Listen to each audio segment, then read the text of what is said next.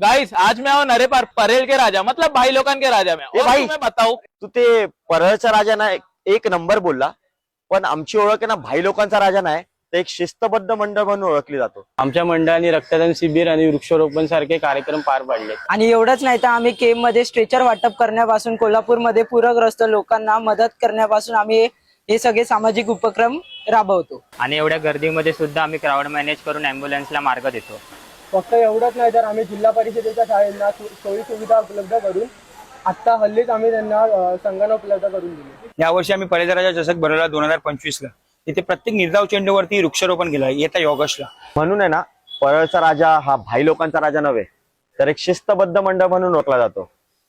तर जेव्हा तू पुढच्या वेळेस येणार ना तेव्हा परळचा राजा एक शिस्तबद्ध मंडळ असं बोलला ना ब्लॉग मध्ये तर खूप आवडेल। तर बोला गणपती बाप्पा मोरया मंगलमूर्ती मोरया परळच्या राजाचा विजय असो। नमस्कार, आज मी आलोय परेलचा राजा म्हणजे शिस्तबद्ध मंडळ। तूच आमची आन, तूच आमची शान, परळच्या राजाचा आम्हाला अभिमान।